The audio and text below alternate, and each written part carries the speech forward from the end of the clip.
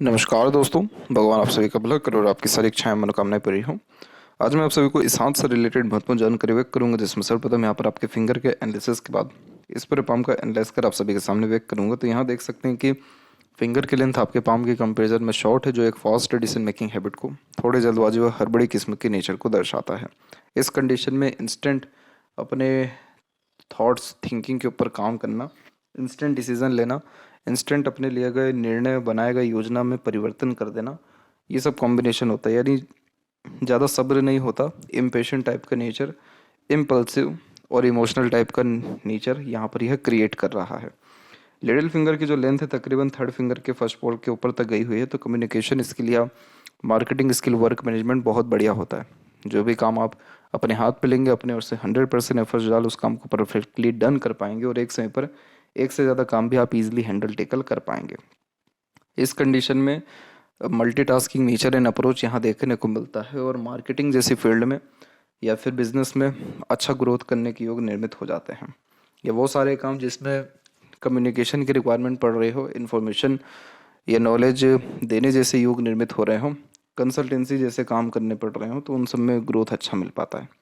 Third finger की length भी ज़्यादा स्ट्रॉन्ग है, तो ये रिस्क टेकर बनाता है, तो कोई नया काम शुरू करने से पीछे नहीं हटते हैं और क्रिएटिविटी आर्टिस्टिक क्वालिटी ज़्यादा होती है, इसलिए हमेशा अपने काम में अपग्रेडेशन या माइनर चेंजेस करने की आदत भी देखने को मिलती है। फर्स्ट फिंगर के लेंथ शॉर्ट होने के कारण ये डाउन टू अर्थ किस्म का नेचर हो देता है, तो ईगो एटीट्यूड इसमें ज़्यादा नहीं होता है नेचर में, और फिंगर के ऊपर सीधी खड़ी रेखाओं की श्रृंखला फ्रेंडली नेचर एंड अप्रोच को क्रिएट करती है। तो हर परिस्थिति माहौल में अपने आप को ढालना, हर प्रकार के लोगों के साथ संबंध अच्छे रखना, या लंबे रिश्ते निभा पाने जैसे योग यहाँ पर यह निर्मित करता है।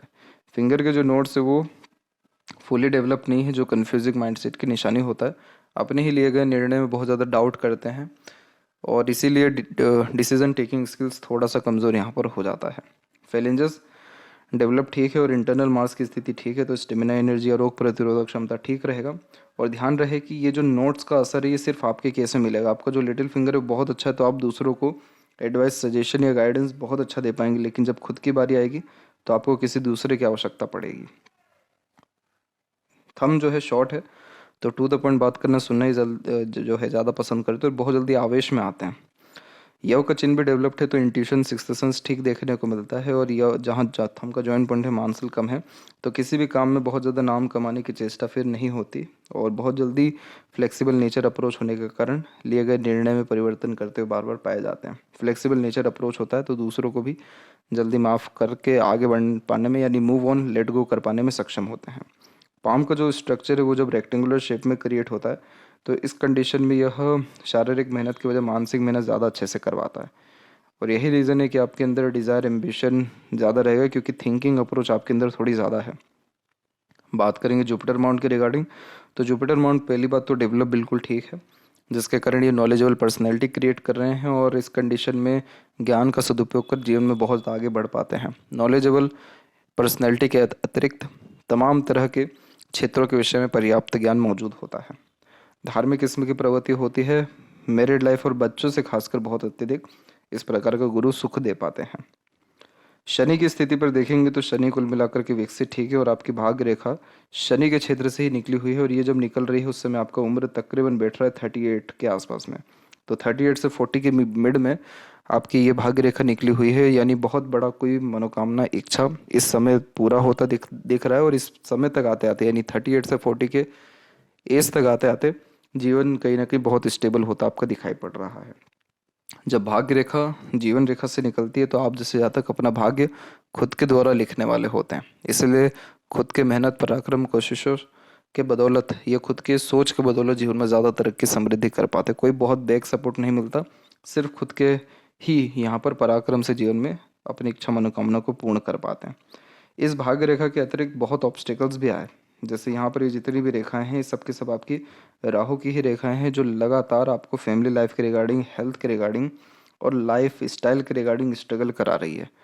और ये रेखाएं आपको फैमिली के रिगार्डिंग सबसे ज़्यादा स्ट्रगल देती दिखाई पड़ रही है, जो कि उम्र अराउंड यहाँ पर 27 से लेकर के 31 के मिड में रेखाएं हैं, फिर उसका 32 में, 33-4 में, फिर उसका 37 में भी रेखाएं हैं, जो कि यानी इन सभी उम्र में बहुत ज़्यादा उतार चढ़ाव जीवन में देखने को मिला, संघर्ष आपको स्वास्थ्य संबंधी विषयों में ज़्यादा करना भी पड़ गया।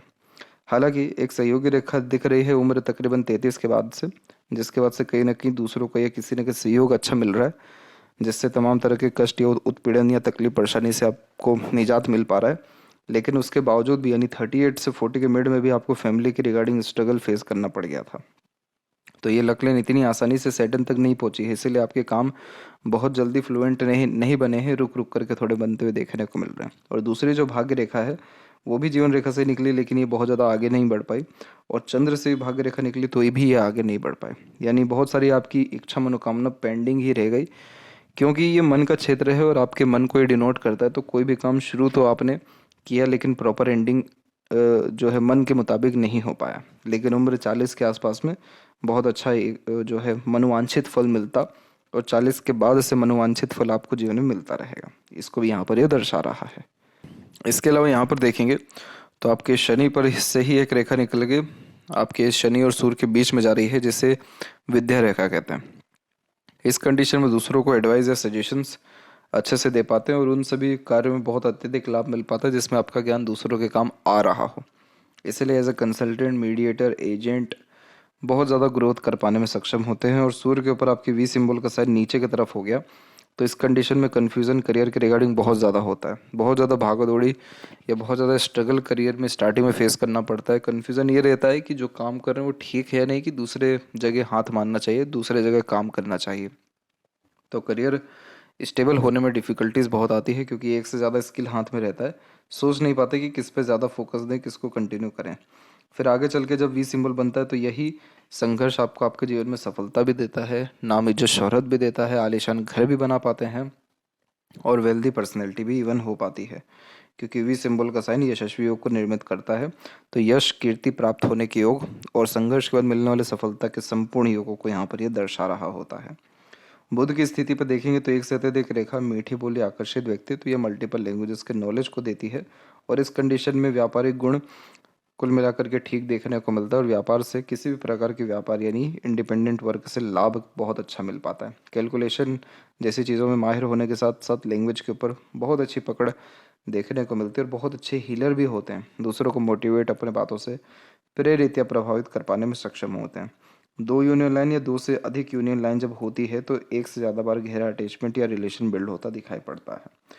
यहाँ हृदय रेखा के अंत में जब गोपुज की आकृति होती है तो गुड सेंस ऑफ ह्यूमर और फ्लर्टी रोमांटिक नेचर भी होता है, तो ज़्यादा लंबे समय तक दुखी नहीं रह पाते।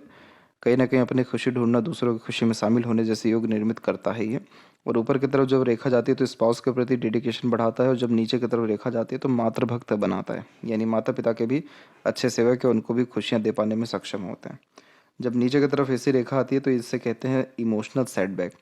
जब दूसरों के बिहेवियर से इमोशनल हर्ट होते हैं, या जब एक्सपेक्टेशन लूज होता है, जब किसी अपने से धोखा मिलता है या मिसगाइड मिसयूज़ होते हैं, तब जाकर के ऐसी रेखा उत्पन्न होती है। और ये मोस्ट प्रोबेबली बहुत इमोशनल जो लोग होते हैं उनकी उन्हीं के हाथ में ये रेखा होती है। तो यहाँ पर क्या हो रहा है कि आपका जो हार्ट लाइन है वो एक बार ब्रेक कहाँ करी है, सैटर्न के ऊपर, तो बहुत सारे इमोशंस आपके मन में ही दबे हुए हैं। और फिर उसके बाद यहाँ पर आपकी जो रेखा वो ओवरलैप करके जुपिटर से कंजंक्ट हुई है, तो इस कारण से ये emotional type of nature and personality को इंडिकेट कर रहा है, जिसके कारण आप दिल से ज़्यादा सोचते हैं, दिल के द्वारा अत्यधिक निर्णय लेते हैं, और इमोशन बेस्ड आपकी पर्सनैलिटी है। अब इसमें क्या हो जाता है कि चाहे कितना ही प्रैक्टिकल लॉजिकल लाइफ में क्यों ना हो जाए, ये फाइनल डिसीजन आप हमेशा इमोशन बेस्ड ही लेते हुए देखने को मिलते हैं। पता है सामने वाला सही नहीं है, लेकिन ट्रस्ट कर लेना, एक्सपेक्टेशन ज़्यादा हो जाना, ब्लाइंड ट्रस्ट होना, सिंपैथेटिकल नेचर एंड अप्रोच होना, सेंसिटिव पर्सनैलिटी होना, तो जल्दी किसी से अटैचमेंट या कनेक्शंस हो जाना, ये सब कॉम्बिनेशन होते हैं। इन सब के अतिरिक्त तब क्या प्रॉब्लम आती है, मूड स्विंग का प्रॉब्लम आता है। तो इमोशंस फीलिंग्स में बहुत फिर फ्लक्चुएशन होते हैं, और सैटर्न पे जैसे हार्ट लाइन रुकी हुई है तो इस कंडीशन में हिडन नेचर होता है, तो बहुत सारी मन की बात मन में दबी जो रह जाती है वो धीरे धीरे बढ़ती रहती है।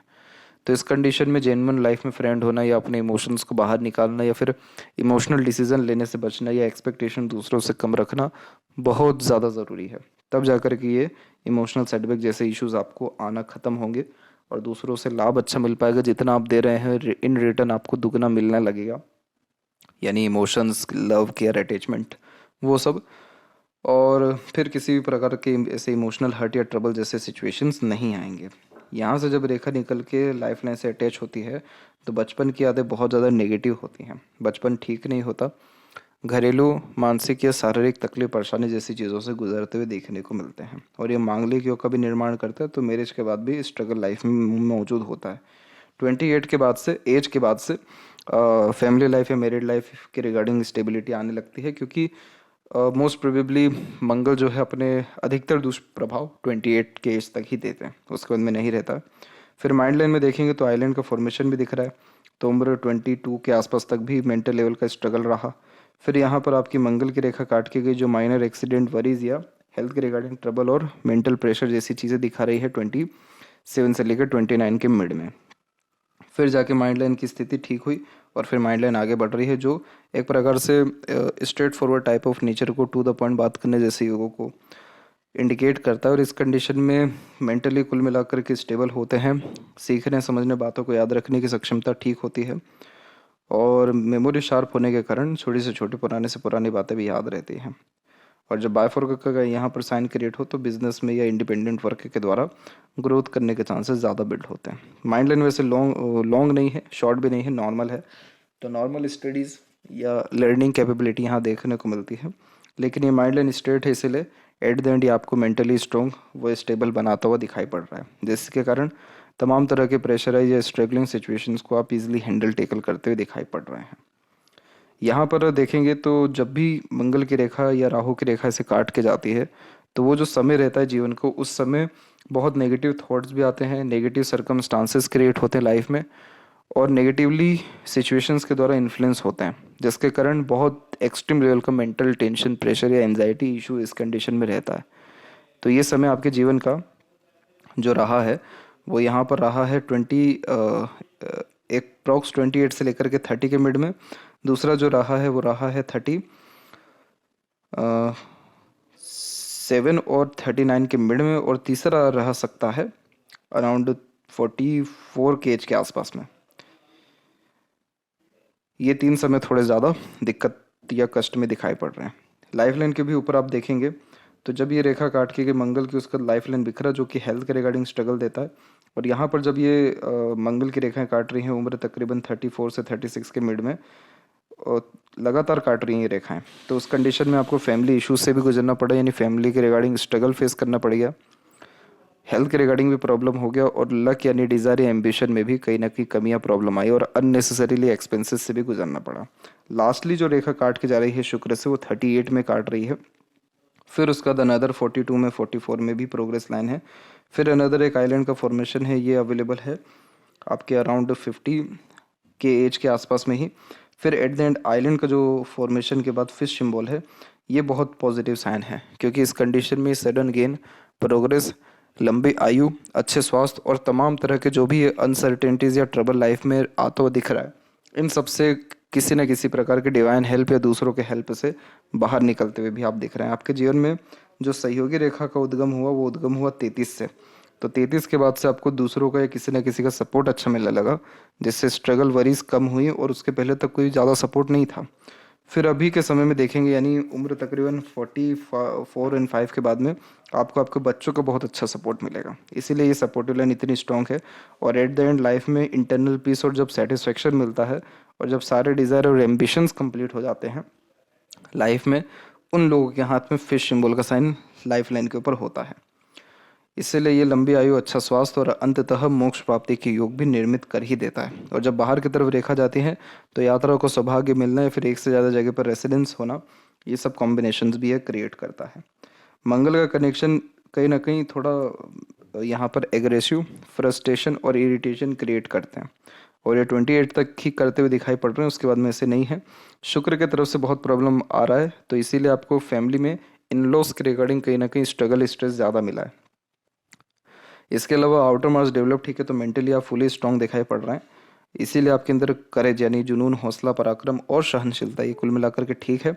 शुक्र साइड साइड से जब दबते हैं तो मैरिड लाइफ के रिगार्डिंग ये प्लेजर फुलफिल होने में भी डिफिकल्टीज आती है, या डिज़ायर एम्बिशन कंप्लीट करने में भी डिफिकल्टीज आती है। बाकी जब सीधी खड़ी रेखा हो तो ये अपॉर्चुनिटीज़ अच्छा देते, ताकि लाइफ स्टाइल बेटर हो सके, लग्जरीज कंफर्ट बढ़ सके।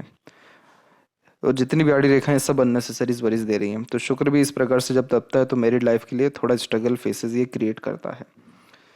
यहाँ पर केतु की स्थिति अच्छी है, इसीलिए हमेशा स्ट्रेट डॉग को फीड किया करें, साधु संत लोगों की सेवा किया करें या धर्म से जुड़ा रहा करें। इससे आपके जीवन में संतुष्टि, इच्छा मनोकामनाओं की पूर्ति और निश्चित रूप से सफलता किसी भी चीज़ के रिगार्डिंग मिलना शुरू हो जाएगा। चंद्र के ऊपर जब क्रॉस का साइन होता है तो अज्ञात भय, चिंता वैचारिक रूप से या आंतरिक रूप से जो है बहुत ज़्यादा विचलित देखने को मिलते हैं। इसीलिए इस कंडीशन में शिव जी की आराधना करना, शिवलिंग पर अभिषेक करते रहना, ओम नमः शिवाय का जाप करना बहुत ज़्यादा ज़रूरी है। और लोगों के लिए पानी की व्यवस्था करना, प्याऊ की व्यवस्था करना चौराहे पर, या पानी लोगों को पिलाते रहा करना। इन सब चीज़ों से चंद्र की स्थिति ठीक जब होती है तो ये किसी भी प्रकार के अज्ञात भय, चिंता या भूत पिशाच बाधा या फिर वैचारिक अनबन, मतभेद की स्थिति और वैचारिक यानी आंतरिक विचलन, इन सभी चीज़ों से आपको निजात मिल पाएगा। और मनी ट्रायंगल ओपन है, इसलिए पैसा आएगा, ठीक रुकने नहीं वाला है। इसलिए इन्वेस्टमेंट करते रहना, कहीं ना कहीं अपना पैसा फंसाना आपके लिए ज़्यादा ज़रूरी है। यहाँ पर देखेंगे लेफ्ट हैंड में, तो यहाँ पर भी देखेंगे कि मून लक लाइन है। और मून लक लाइन जब होती है तो मन के द्वारा अत्यधिक काम करने की चेष्टा होती है, लेकिन ये लक लाइन भी डायरेक्टली सैटर्न तक नहीं पहुंचा, इसलिए बहुत सारे डिज़ायर, एम्बिशन अभी भी पेंडिंग है। लेकिन आप जो भी काम प्रॉपर प्लानिंग के साथ, सूझबूझ के साथ या दूरदर्शिता रख करके करेंगे, उन सबसे आपको लाभ अच्छा मिलेगा।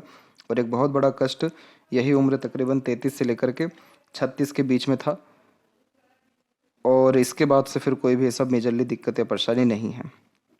बुध की स्थिति अच्छी है, इसलिए व्यापार से लाभ निश्चित रूप से मिल जाएगा। और सूर्य पर हल्का फुल्का भी जब क्रॉस आता है तो बेबुनियाद इल्ज़ाम भी लगते हैं, लेकिन कोई दिक्कत नहीं है। इन सब परेशानी से 36 की उम्र के बाद से आपको मेजरली कोई प्रॉब्लम ऐसे नहीं आएगा।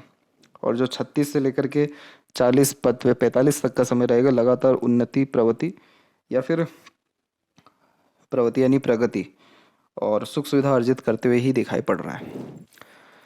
ये थी सबसे महत्वपूर्ण बातें आपके हाथ के रिगार्डिंग। आशा करता हूँ सभी प्रश्नों का उत्तर मिल गया हो।